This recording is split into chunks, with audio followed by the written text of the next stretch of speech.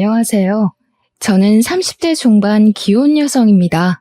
따분한 시간이 길어지다 보니 지난날 무서웠던 사고가 떠올라 이리 사연이라도 올려봅니다. 좋은 이야기도 아닌데 동네방네 들려드리는 것이 맞는지 고민 많이 했는데요. 가슴이 터질 것처럼 힘들었던 그때 기억은 제게 여전히 슬픈 상처지만 절대 잊어선 안 되는 흉터와도 같기에 기록하고 싶다는 생각이 들었어요. 제게 있었던 끔찍한 경험을 들려드릴 테니 시간 나시면 꼭 응원 한 말씀도 부탁드립니다. 저희 시부모님 얘기를 좀 해볼게요. 결혼하기 전 저희 시부모님은 그리 살가운 분들이 아니셨어요. 그러나 딱히 불편할 만큼 사람을 기분 나쁘게 하던 분들도 아니셨습니다. 그저 평범하게 불편했을 정도였다고 생각했어요. 그 정도는 새로운 가정에서 적응해야 될 저의 업무라고 봤기에 별 상관없었어요. 저랑 남편은 합가가 아닌 분가로 시작해서 결혼하고 나면 고부 갈등이 있더라도 마음의 여유를 갖고 잘 극복할 수 있을 거라 생각했죠. 일단 남편이 먼저 제가 신경 쓰지 않아도 우리 처가댁에 잘해줘서 저 또한 시댁에 잘해주고 싶었던 마음이 컸습니다. 이런 힘찬 마음이면 시부모님의 환심을 쉽게 살 수 있겠다고도 자부했었어요. 근데 아무래도 제가 결혼이 처음이라 그랬나 봐요. 그저 저 혼자서만 잘하고 노력하면 모든 관계가 깔끔할 거라고 생각해버렸지 뭐예요. 결혼이란 건 사람 대 사람으로 이루어져서 그렇게만 잘 지내면 되는 문제인 줄로만 알았는데 소문대로 집안 문제가 정말 제 결혼 생활을 이렇게나 극한으로 몰고 갈 줄은 몰랐습니다. 시댁에 잘하기로 마음먹었던 저는 결혼한 지 얼마 되지 않고부터 시댁과 삐걱거리는 일이 생겨버렸는데요. 그 원인은 바로 저희 엄마 문제 때문이었어요. 저희 엄마는 제가 학창시절일 때부터 심장이 안 좋으셨습니다. 그래서 제가 수능을 쳤을 때도 수술하느라 마중을 못 나오시고 사경을 헤맸던 적이 있었죠.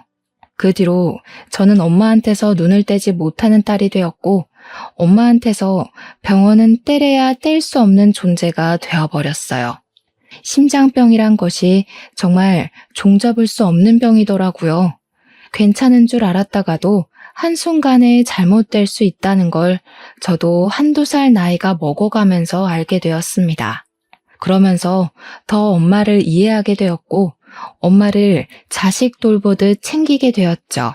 나이를 먹는 게 좋으면서도 싫었습니다. 나이를 먹으니 제가 생각이 더 깊어지고 엄마를 좀 더 잘 보필할 수 있는 능력이 생기니까 좋았으나 반면 아무래도 엄마 또한 저와 같이 나이가 드니까 건강을 잘 관리해도 갈수록 호전을 바라는 것이 더 어렵더라고요. 저도 그걸 잘 알아서 직장을 다니면서도 자취는 더더욱 한 적이 없었습니다. 엄마가 주기적으로 병원을 다니는데 그때마다 병원에 연차를 내어 무조건 같이 방문했었어요. 아빠도 안 계시는 마당에 제가 죽을 때까지 엄마를 모시고 챙길 생각이었죠. 근데 예상치 못하게 제가 결혼하고 싶은 사람이 생기면서 고민 많이 했었어요. 엄마가 신경 쓰여서 엄마랑 남편한테 다 말 못하고 혼자 끙끙 앓았는데 고맙게도 남편이 그런 제 마음을 다 눈치채 줬더라고요. 남편은 제게 결혼식을 올리는 것보다 마음이 함께인 것이 좋다고 당시 저를 기다려 주었습니다. 제가 결혼할 마음의 준비가 될 동안 남편이 저보다 엄마를 더 챙겨주었는데요. 엄마가 병원 가는 날까지 미리 자기 일정에 표시해서 저한테 연락해 왔어요. 그때마다 남편도 연차를 내 병원까지 마스코트 해줬습니다. 그렇게 몇 날 며칠을 보낸 뒤에야 제가 어느덧 남편한테 큰 의지를 하고 있던 걸 알았고 안심해서 결혼을 하게 된 거였어요. 바보 같게도 저는 엄마 문제로 겪는 고비는 그게 끝인 줄 알았네요. 하지만 결혼하고 닥쳐온 시댁 첫 제사로 인해서 제게 친정으로 닥쳐올 시련은 시작조차 되지 않았다는 걸 뒤늦게 알아버렸습니다. 시댁 제사가 있는 한 달 전, 시댁에 갔는데 시모가 먼저 제사를 언급하시더라고요. 저는 그때 시댁 제사 이야기 자체를 처음 들었기 때문에 그때만 해도 제사 날짜를 전혀 모르고 있었어요. 그래서 문제는 제사를 한다는 것이 아닙니다. 시모가 말한 제삿날이 우리 엄마가 병원을 가야 하는 날이랑 겹친다는 거예요. 무척 당황스러웠어요. 저희 엄마는 한번 병원에 가게 되면 치료를 받기 위해 미리 입원을 해야 하거든요. 한 3, 4일 진료 정도 기간이 필요해요. 그래서 저도 그간에 미리 일을 연차내고 엄마 곁에서 간병하기 일쑤였어요. 엄마 혼자 보낼 수 없는 이유는 치료를 받고 나오면 하루간은 정신이 온전치 못해서 곁에 사람이 무조건 필요합니다. 엄마가 간병을 불편해하기도 하고 저 또한 엄마를 모르는 사람 손에 맡기는 것이 싫어서 몇 년을 이렇게 지내왔어요. 당황으로 입이 묶여 선뜻 대답을 못했던 저는 시모에게 최대한 양해를 구해야 했어요. 이 난감한 상황을 어찌 잘 설명하면 좋을까 고민하던 찰나 남편이 먼저 시모에게 대답을 했는데요. 근데 남편이 말하는 걸 들어보니 남편도 제사 얘기를 자기한테 하는 시모를 당황스럽게 보더라고요. 무슨 소리를 하는 거야, 제사라니. 원래 제사는 형네가 했잖아. 여태까지 제사를 해본 적이 없는데 갑자기 왜 나한테 제사를 하래? 너네 형 지방으로 이사 갔잖니. 못 들었어? 발령 났다더라. 네 형이 없으니까 당연히 네가 챙겨야 할 거 아니냐. 우리가 이 늙은 몸을 이끌고 몇 시간이나 걸리는 거리를 왔다 갔다 하리? 며느리까지 새로 들어왔으니 이제 가장일 좀 해야지. 듣자 하니 원래 제사는 장남인 아주버님네에서 다 했나 보더라고요. 시부모님이 직접 아주버님네까지 가서 함께 지낸 것 같았습니다. 이제 아주버님이 지방으로 가버리고 없으니 제 남편 보고 아주버님이 했던 것 모두 도맡으라는 것이 시모의 통보였어요. 남편도 이 사실을 저처럼 그날 처음 들었던지라 저한테 그 어떤 언질도 못 해줬습니다. 그래서 제게 결혼 전이나 신혼초 때도 딱히 집안 행사에 대해서 언급한 적이 없었고 뭐든 우리 친정 행사가 우선이라고 말해줬었겠죠. 어쩌면 남편 입장도 아주 당황스러웠을 거예요. 아주버님네는 우리 결혼식 할 때 이미 지방으로 발령나서 이사를 마친 상태였다고 합니다. 그 사실도 남편이 몰랐다고 하니 그건 형제간에 좀 너무했지 않나 싶네요. 먼 친척도 아니고 형제 사이인데 같은 서울에 살다가 이사를 가는 거면 지방으로 이사 간다고 말해줘야 되는 거 아닌가요? 설령 바빠서 깜빡해서 못해줬다고 하면 결혼식 때라도 말해줄 수 있었던 거잖아요. 저 혼자 이해 안 가는 부분이었던지라 둘 사이에 끼지 못하고 그저 입 꾹 닫고 서 있었습니다. 일단 저희 엄마 병원 때문에 이번 제사에 참석이 불가하다는 것부터 말씀드리는 게 급했으니까요. 어쨌거나 앞으로는 제사를 우리 남편이 맡아서 해야 된다는 거잖아요. 시부모님까지 모시고 이건 말 그대로 우겨서 거절하기 애매한 상황이라서 일단 남편이 수긍하는 듯 했습니다. 그럼에도 저와의 약속은 지키고 싶었는지 제 편의를 봐주려고 했어요. 그럼 나만 제사 참여할게. 와이프는 장모님 병원 때문에 안 돼. 미리 잡은 일정이라 뺄 수도 없고 장모님 심장 치료는 옆에 보호자 없으면 위험한 치료야. 이건 엄마가 양보해줘야 돼. 아들, 네 형이랑 형수가 왜 제사를 도맡아서 했는데 엄마 혼자 음식하고 준비하기에 몸이 안 좋아서 대신해주느라 그랬던 거야. 그런데 며느리를 쏙 빼놓고 하라고? 내가 와이프 하는 몫까지 다 할 거야. 이미 내가 다 약속해준 거라서 엄마가 마음대로 취소 못해. 더 이상 참견 말고 제사는 와이프 없이 하는 걸로 하자. 남편의 단호한 말이 이어지자 시모가 이번에는 대답을 안 했습니다. 그것이 괜히 눈치가 보여서 시모를 한번 쳐다봤어요. 시모는 그저 식탁에 놓인 주전부리들만 들추고 있더군요. 누가 봐도 기분 언짢다는 내색인 듯 했지만 어쩌겠습니까? 시모한테 죄송한 짓을 저지를 수밖에 없었어요. 그리고 시댁 제사 당일이 되었습니다. 그 어느 때보다 무거운 마음으로 엄마 병원을 가야 했어요. 그래도 남편의 감사한 배려로 엄마를 챙길 수 있다는 것 자체가 다행이라 생각하며 마음을 편히 가지려 했습니다. 그 바람에 미안하게도 남편은 혼자서 처음 해보는 제사에 참석을 하게 되었죠. 그리고 그날 남편이 제사를 끝내고 시댁에서 자지 않고 새벽 늦게 우리 엄마 병실을 찾아왔어요. 그 기척에 너무 놀라서 피곤한데 뭐하러 왔냐고 했더니 자기 고생한 거 생각도 안 하고 참 기특한 소리를 하는 거 아니겠습니까? 내가 태워다 주기로 했는데 장모님이랑 약속 못 지켰잖아. 미안해서 얼굴이라도 뵈려고 왔지. 아무래도 내일 인사드리는 게 좋겠지? 엄마랑 약속 못 지킨 것이 내내 마음에 걸려서 그 새벽에 이 먼 길을 달려왔다는 남편의 말에 정말 감동받았습니다. 남편의 마음이 너무 갸륵해서 그 때문에 혼자 제사를 고생한 남편에게 더 미안했어요. 안타깝지만 자고 있는 엄마를 깨울 수는 없었기 때문에 인사는 못하고 병원 가까운 곳에 제가 잡아둔 숙소로 가서 남편을 재운 뒤에 다시 병실을 찾았어요. 엄마도 사위가 아침 일찍 반겨주니까 좋아하더라고요. 남편은 뭐가 그리도 미안한지 엄마 얼굴을 보자마자 5분째 죄송하다는 말만 늘어놓고 있었습니다. 그런데 그때였어요. 남편이 이제 좀 엉덩이를 붙였는데 시모한테 전화가 온 겁니다.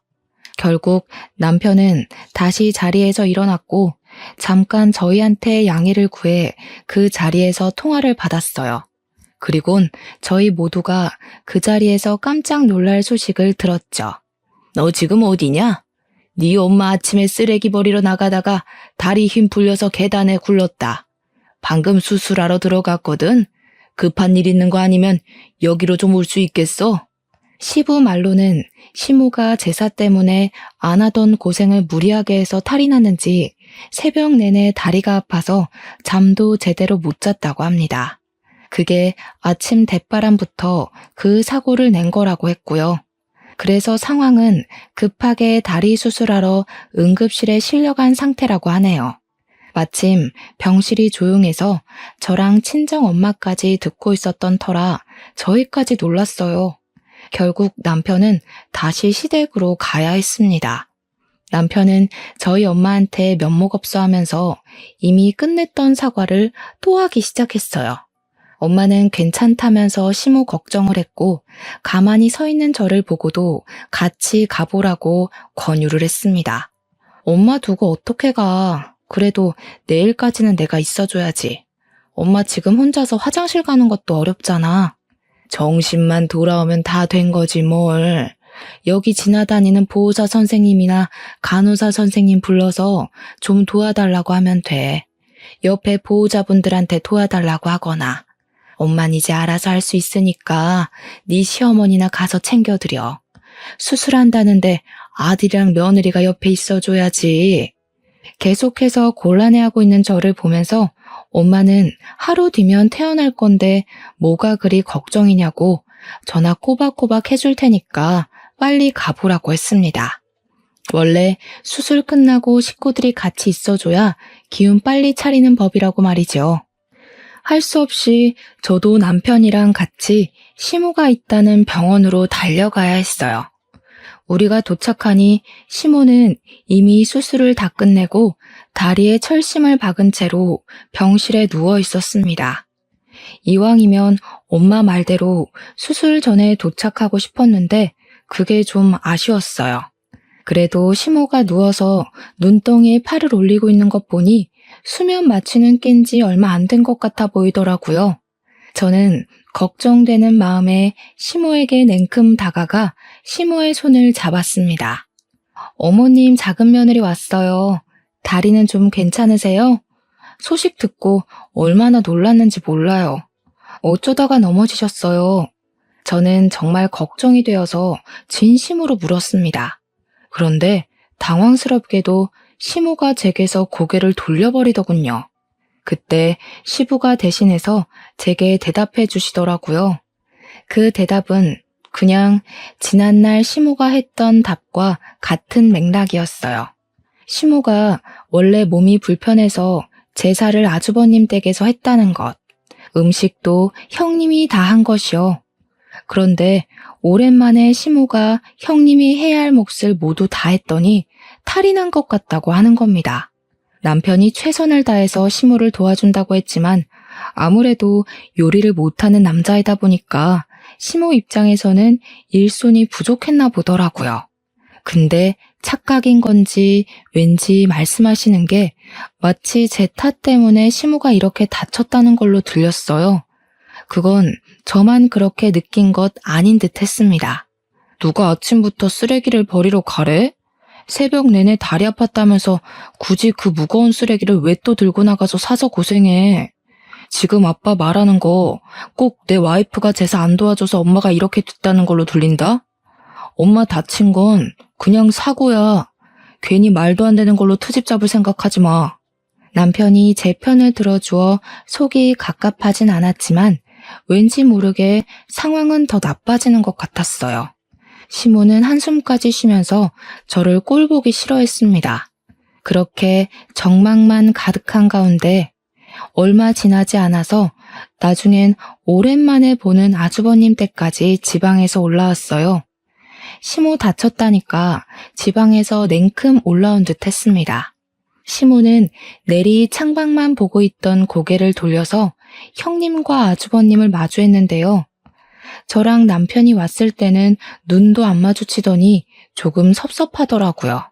물론 제가 미운털 박히게 행동해서 남편까지 밉보이게 만들었겠지만 어떻게 저 하나 때문에 자기 둘째 아들한테 마저 삐치는 건지 모르겠더군요. 이미 그것만으로도 시모의 속없는 이중 면모가 잘 보였는데요. 시모는 자기 편이 수두룩해지자 용기가 치솟았는지 갑자기 입이 살아서는 제가 같은 공간에 있는데도 서슴없이 공격적인 말을 내뱉더라고요. 내 살다 이런 경우는 처음 본다. 어떻게 시댁 제사가 뒷전일 수가 있어? 하늘이 두 쪽 나도 시댁 제사는 며느리한테 제일 우선이어야 되는 거야. 나 때는 그랬다고. 어디 남의 집 전통 말아먹을 일 있나? 그네야, 내가 앞으로 너 없이 제명에 살까 싶다. 저 들으라고 하는 소리가 분명한데도 시모는 제게 눈길 한번 던져주지 않았습니다. 그제야 저는 시모가 어떤 사람인지 좀 더 명확하게 윤곽이 잡히더라고요. 결혼 초에는 그저 시모가 저를 어색해해서 대면대면하는 거라 생각했는데 알고 보니 그게 아니라 애초에 저랑은 굳이 살갑게 지낼 관계가 아니니 선을 그었던 것 같습니다. 막 도착한 형님은 마치 보란듯이 시모와의 친분을 더 과시했어요. 꼭 직장을 가면 텃세 부리는 사람들 있잖아요. 형님을 보면서 그런 기분을 느꼈습니다. 시모를 걱정하는 형님 멘트에서 은근히 저를 질책하는 내용도 있었거든요. 아니나 다를까 형님이 제게 기어이 한마디를 하고 싶었나 봐요. 제가 반응 없이 가만히 있자 시모를 내버려 두고서 저를 획 돌아보더라고요. 동서, 결혼한 지 얼마나 됐다고 시댁 어른을 이런 식으로 모셔? 아무리 젊은 사람이라 해도 그렇지. 30대면 그렇게 생각 없을 나이도 아니면서 어머님을 이렇게까지 다치게 해? 제정신이야? 이봐요, 형수. 우리 엄마는 혼자 계단 내려가다가 구른 거예요. 뭘 제대로 알고 말을 뱉어요. 잘 알지도 못하면서 누구한테 제정신이라는 거예요? 제 와이프한테 말이 너무 무례한 거 아닙니까? 네, 도련님. 저런 애들한테는 좀 무례하게 굴어야 말귀를 알아듣거든요. 오냐오냐 해주면 머리 끝까지 기어올라서 나중엔 어머님 온몸이 남아나지 않을 거라고요. 그때 돼서 이혼 아내 만에 집안 뒤집지 마시고 지금부터 와이프 교육 똑바로 시키세요. 형님은 시댁 사람들 사이에서 큰 소리 떵떵 치며 시댁 편을 들었습니다. 보니까 시모가 왜 아주버님 댁이 오자마자 하소연했는지 알겠더라고요. 형님이 나서서 속 시원하게 자기 편을 들어줄 줄 알았던 거겠죠. 식구들이 시모 다친 것을 다 제 탓으로 몰아가자 그 상황에서 가장 화난 것은 남편이었습니다. 남편은 자기 식구라고 숨기는 것 없이 솔직한 심정을 토로했어요. 다들 너무하네. 우리 집도 시가 집안이다 이거야? 이러려고 우리 부른 거야? 숨이 막힌다. 멀쩡하게 눈 뜬 거 봤으니까 갈게. 남편은 식구들에게 크게 실망했다는 표현을 표출하고서 저를 데리고 병원을 빠져나왔습니다. 그렇게 밖으로 나온 남편은 시댁 식구들을 대신해서 저한테 사과했어요. 그게 어디 남편이 잘못한 일인가요? 남편 탓 아닌 걸 알아서 남편한테 화나진 않았어요. 아까까진 시댁 식구들한테 짜증이 났지만 막상 나오니까 그 짜증이 또 그리 길게 가지도 않았어요. 그건 아마 제 기분이 극에 치닫기 전에 남편이 자꾸 알아서 다 해결해줬기 때문이 아닌가 싶습니다. 이후에는 그냥 고민 많이 되었어요. 남편 말로는 시댁 제사가 4달 뒤에 또 있다고 했거든요. 그걸로 남편도 걱정이 많은 것 같더라고요. 시모가 그때 우리 집에 와서 제사를 지낸다고 그랬대요. 물론 남편은 그 제사도 제가 원하지 않으면 자기가 혼자 한다고 했습니다. 솔직히 저희 엄마 사정 이해 못해주는 시댁 제사 따위 신경 써주고 싶지 않은데 남편 집안이니까 아예 무시할 순 없는 노릇이었어요. 그렇지만 역시나 시댁 얼굴을 안 보게 살 게 아니기 때문에 남편을 위해서라도 괜찮다고 다음엔 같이 하자고 했습니다. 그날 이후 왠지 모르게 마음 편할 날이 없었어요. 시모 다리 다친 것 때문에 자주는 못해도 가끔은 시댁을 들여다봐야 될 것 같다고 남편한테 말하면 남편이 그냥 신경 꺼도 된다고 하더라고요. 그래서 그냥 시댁에 전화를 걸어보면 시모는 전화를 안 받으시고 시부는 괜찮다고만 하며 전화를 빨리 끊기만 했습니다. 근데 어느 날엔 제가 참 속상한 소리를 수화기 너머로 듣게 되었었는데요. 또 전화 왔어? 할 일이 그렇게나 없나? 제삿날만 콕 집어서 잘만 빼먹더니 허구한 날 놀고 먹나 보네. 절대 오라고 하지 마소. 깨우면 귀찮아지니까. 시부가 급히 전화를 마무리하고 끊었지만 제가 다 들어버린 내용이었죠. 그 뒤로는 시댁에 전화를 넣지 않았어요. 시모가 저를 뒷담하는 어투가 아주 익숙하게 들렸거든요. 싫다는데 더 이상 챙겨드려봤자 뭐 하겠습니까?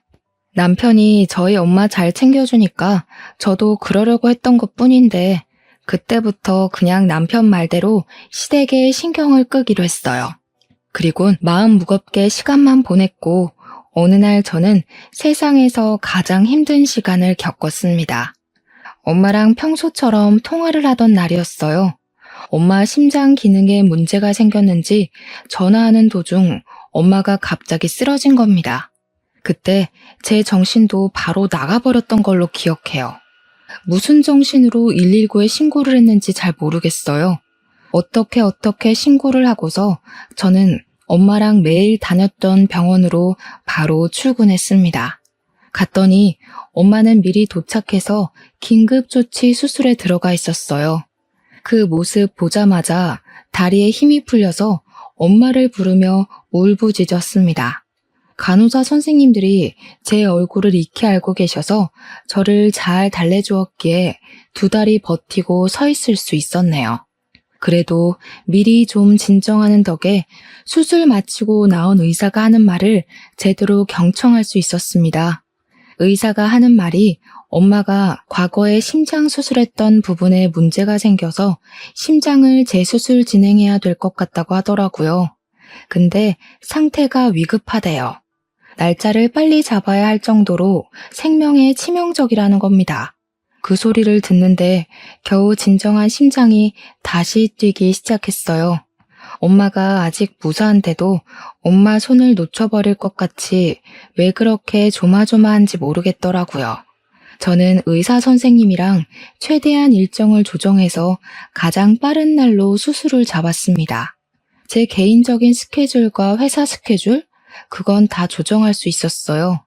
의사 선생님도 저와 저희 엄마를 오랫동안 봐주신 분이라서 최대한 편의를 봐주셨죠. 모든 게 문제없이 잘 진행되어 엄마만 무사하면 될 일이었는데 하필 생각지도 못한 장애물에 또 걸리고 말았습니다. 말도 안 되게 연 4회에 있는 시댁 제사랑 한 번 더 겹쳐 걸린 것 아니겠습니까? 그 사실이 무척 마음에 걸렸고 찝찝했지만 그렇다고 엄마 수술날을 미룰 순 없었어요. 저는 번복 없이 정해진 날로 밀어붙였습니다. 시댁 식구들과 화합하는 것보다 엄마를 살리는 게 먼저라고 생각하거든요. 남편한테는 너무 미안했어요. 다음 제사 때는 꼭 도와주겠다고 약속했었거든요. 그런데 이미 저 혼자 판을 다 벌려놓고 남편에게 통보한 셈이잖아요. 저는 그날 남편에게 면목 없어서 한참을 사과했습니다. 근데 이 착한 남편은 정말 고맙게도 제 의사를 더 존중해 주더군요. 자기였어도 당연히 그랬을 선택이라면서요. 아니, 그건 선택이 아니라 그랬어야만 하는 필수였다고 말이죠. 덕분에 저는 또 한 번 마음을 놓을 수 있었습니다. 하지만 역시나 남편과 시댁의 반응은 천차만별이었어요.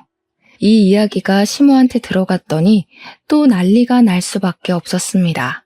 첫 번째 제사는 경고로 넘어갔는데 두 번째까지 제가 제사에 불참하게 생기니 시모가 일부러 그러는 거 아니냐면서 남편한테 따지는 걸 남편이 통화하고 있을 때 같이 듣게 되었어요. 그년 옆에 있니? 당장 바꿔봐라. 어디서 새파랗게 어린 년이 어른을 속여 먹으려고 해. 내가 분명 저 때문에 개고생해서 다리 분질러졌다고 했냐 안 했냐. 두 눈으로 똑똑히 보고도 또 제사 빼먹는단 소리가 나와? 이건 그냥 시애미를 물로 보는 것 아니냐? 그런 거 아니라고. 지금 제사가 문제야? 당연히 와이프한테는 장모님이 먼저지. 장모님 지금 하루 이틀 하고 계신다고. 엄마는 사돈으로서 걱정도 안 돼. 장모님 위해서 기도해도 모자랄 판에 어떻게 죽은 사람 들먹이면서 제사를 지내라 말아야. 어머머, 얘 말하는 거 봐. 그 죽은 사람들 때문에 지금 네가 살고 있는 거야. 야, 이 둔치야. 너도 속고 있는 거라고. 그년이 집안일 하기 싫으니까 괜히 핑계대면서 사기치고 있는 거잖아. 답답해서 직접 확인시켜줘야지 안 되겠네. 거기 어디야? 남편은 시모 태도에 짜증이 났는지 대답하길 멈추고 무작정 전화를 끊어버렸습니다. 그 뒤로 오는 연락도 깡그리 무시했어요. 혹시 화가 나서 집으로 찾아오는 건 아닐까 싶었지만 시모 다리가 불편해서인지 다행히도 집에 쳐들어오는 불상사는 일어나지 않았어요. 그렇게 흐른 시간은 제사 당일까지 쭉 이어졌습니다. 남편은 끝까지 시댁의 연락을 무시했고 저는 남편에 의해 시댁의 연락처가 차단되어 버렸죠. 그리고 우리 엄마 수술날 남편은 같이 휴가를 내 제 곁에서 우리 엄마 수술할 때까지 함께 해줬어요. 제사 때문에 가봐야 할 텐데도 수술 끝날 때까지 기다리려고 하더라고요. 당신 제사 준비하러 안 가? 시장은 오후 일찍 문 닫을 텐데 갈 때 어머님도 모시고 가야 하잖아. 필요 없어. 이미 인터넷으로 음식 주문해놨어. 나중에 저녁에 갖다 준다네. 아빠한테 제사 지내기 1시간 전에 오라고 문자만 했더니 알겠다고 하셨어. 남편은 생각보다 제사를 손쉽게 준비 맞춰 놓은 것 같았어요. 한 번의 실수를 겪고 나서 두 번의 사고를 치르지 않기 위해 생각을 많이 한 모양입니다. 그 과정에서 제 생각도 조금은 들어간 것 같아서 더 고마웠네요. 덕분에 저는 홀로 있었으면 더 무서웠을 공백 시간을 남편과 함께 하면서 조금 마음 놓고 기다릴 수 있었어요.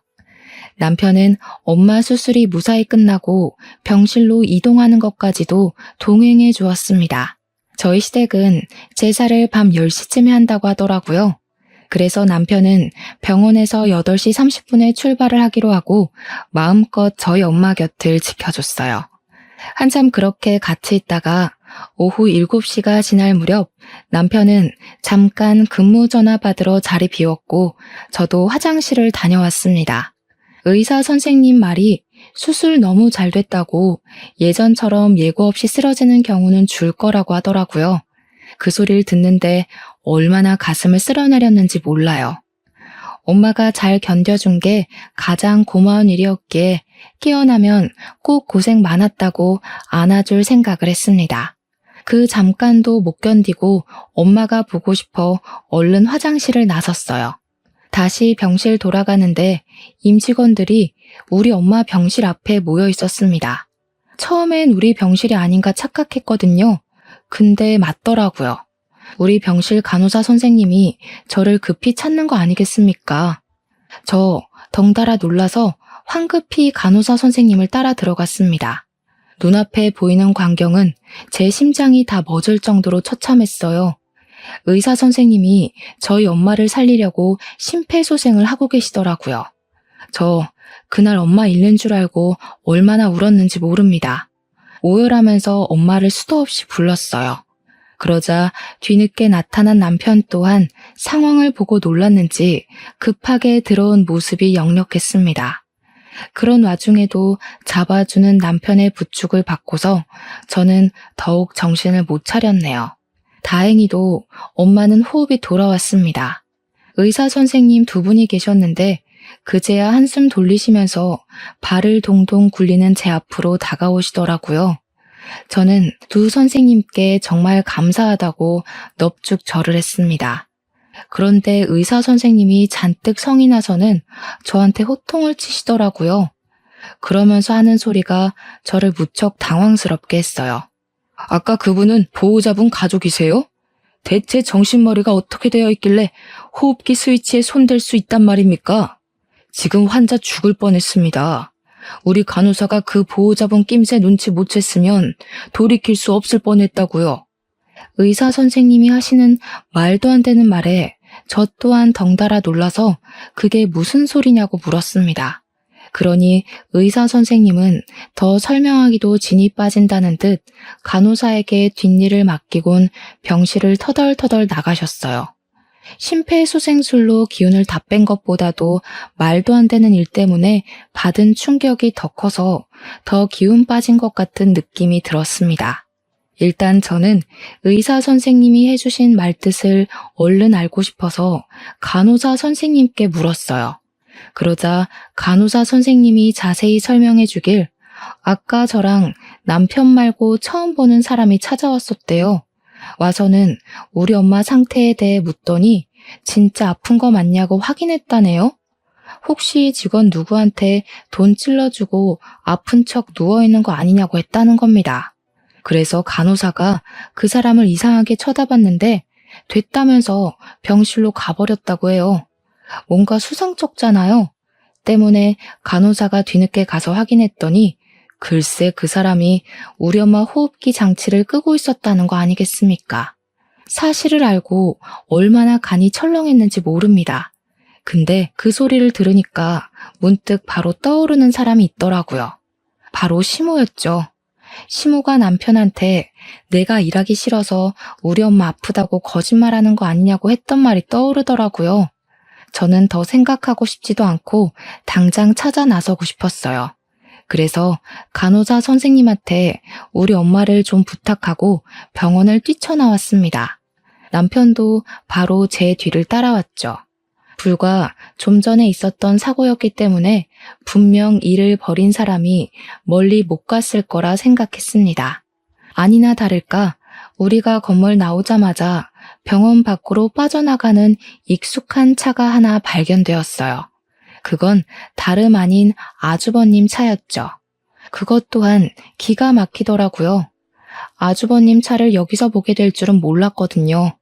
시모가 아니라 아주버님이랑 형님 짓이었구나 라는 것을 그때 알아차렸어요. 그들 짓이 아니고서야 그들이 굳이 지방 사는데 우리 엄마 병원까지 올 일이 없지 않겠습니까?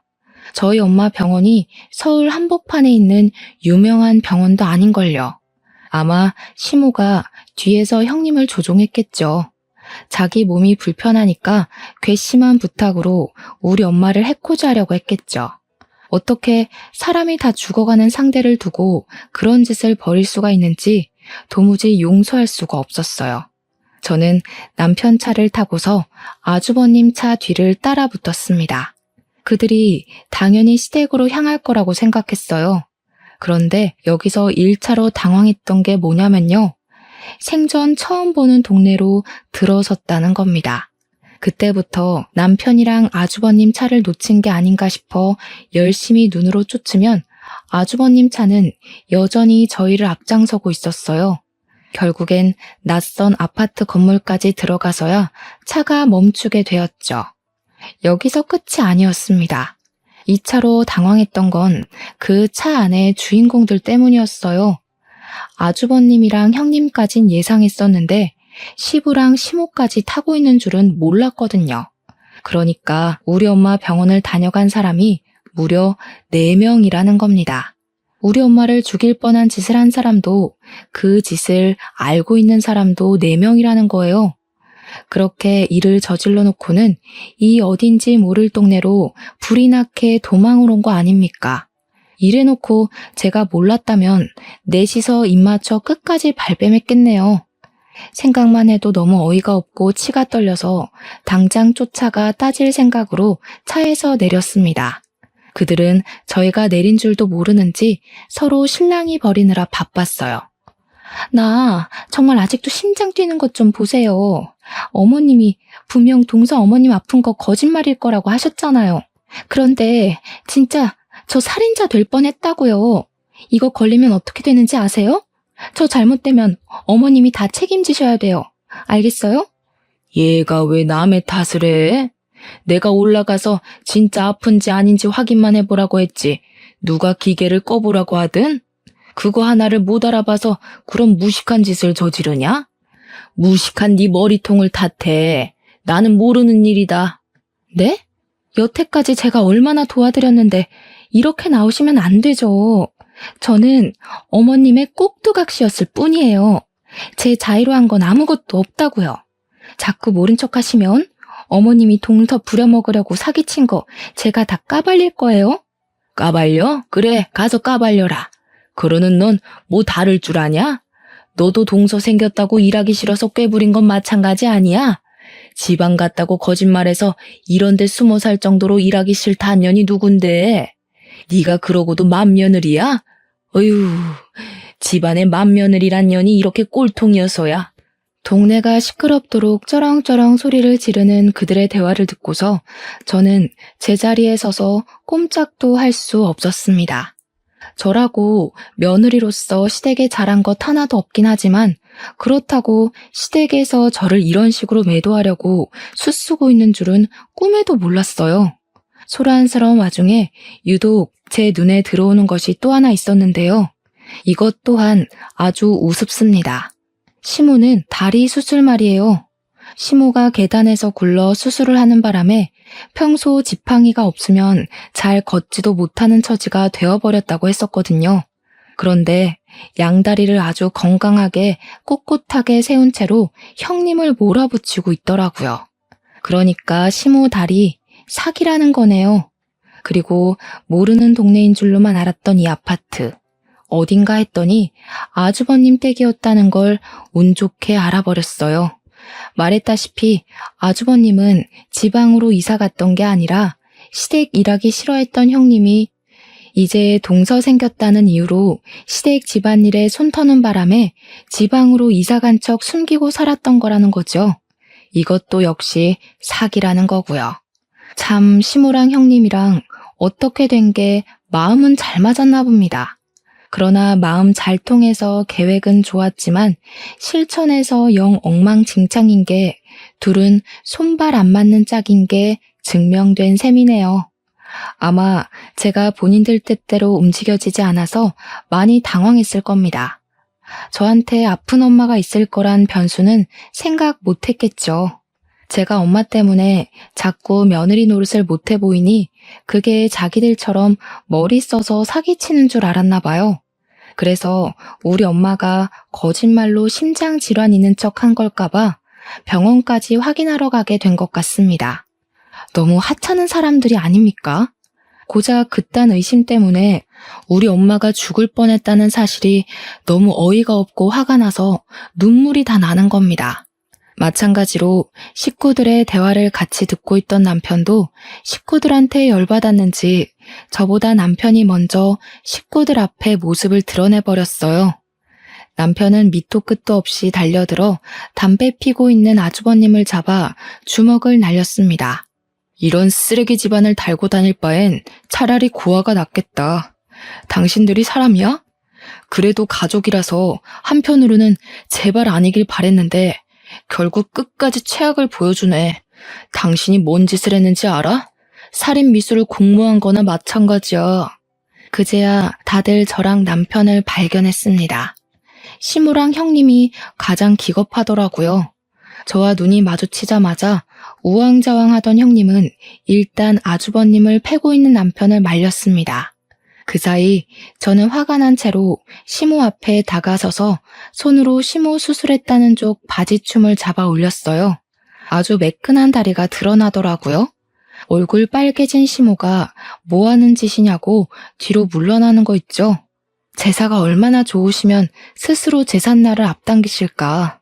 빨리 명달고 싶어 안달나셨나 봐요. 어머님, 살인미수 방조한 거 아시죠? 그것도 그거대로 처벌 가능한 것도 알고 사주한 걸 테고요.